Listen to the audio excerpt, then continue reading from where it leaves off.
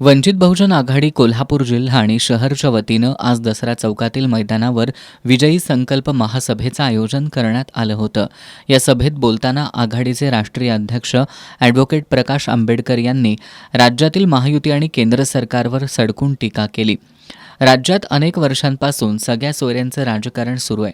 यामध्ये राजकीय पक्ष काही मतदारसंघात जिवंत तर काही मतदारसंघात मेलेल्या स्थितीत आहे. कधी कुठं कुणाशी युती करायची याचं भान राजकीय पक्षांना राहिलेलं नसल्याची टीका त्यांनी केली. या पक्षांना सत्ता आणि सत्ता याशिवाय काहीच दिसत नाही. शिंदे सेना आणि अजित पवार यांची राष्ट्रवादी यांच्यात भाजपसोबत इमानदार स्वच्छ कोण याची स्पर्धा लागली आहे. या खेळात ते पक्ष कमकुवत होत आहेत. भाजपचं राजकारण राजकीय पक्ष संपवण्याचं आहे.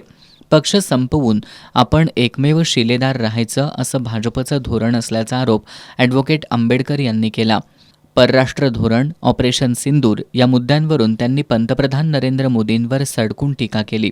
महापालिका निवडणुकीत भाजप मताला 5,000 रुपये देण्याच्या तयारीला लागलंय. पैसे वाटून तुम्हाला गुलाम करण्याचा त्यांचा हेतू असल्याची टीका त्यांनी केली. 5,000 हजार रुपये भारतीय जनता पक्ष एका मताला देण्याची तयारी आहे. ज्या घरामध्ये 5 मतं आहेत त्यांना किती मिळतील? आता हे 25,000 किती दिवस टिकतील? 25,000 घेऊन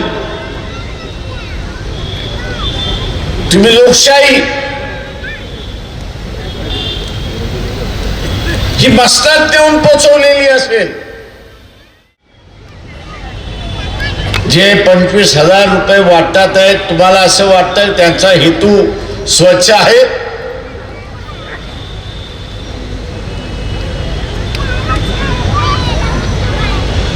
तुम्हाला गुलाम करण्याचा आहे.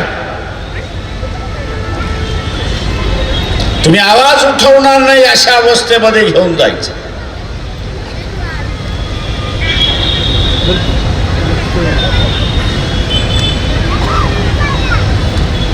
आणि ते ज्या दिवशी होईल त्या दिवशी महात्मा फुलेंपासून सुरुवात झालेला लढा, महात्मा फुलेंपासून सुरुवात झालेला लढा हे गाडण्याचं काम आपणच केलं असेल हे लक्षात घ्या. दुसरा तिसरा कोणीच नाही. कशासाठी? तर फक्त 25,000 असेल.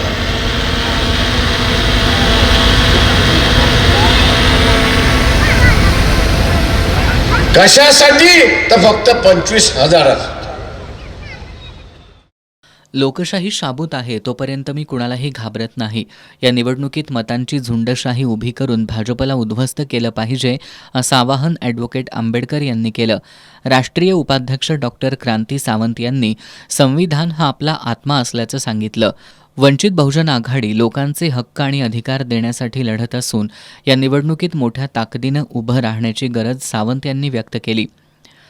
राज्य उपाध्यक्ष प्राध्यापक सोमनाथ साळुंखे, मुख्य प्रवक्ते प्राध्यापक सिद्धार्थ मोकळे, इम्तियाज नदाफ, उत्तर कोल्हापूरचे जिल्हाध्यक्ष जनार्दन गायकवाड, दक्षिण कोल्हापूरचे जिल्हाध्यक्ष बाबूराव आयवाळे, कोल्हापूर महानगर अध्यक्ष अरुण सोनवणे यांच्यासह वंचितचे पदाधिकारी, कार्यकर्ते आणि नागरिक उपस्थित होते.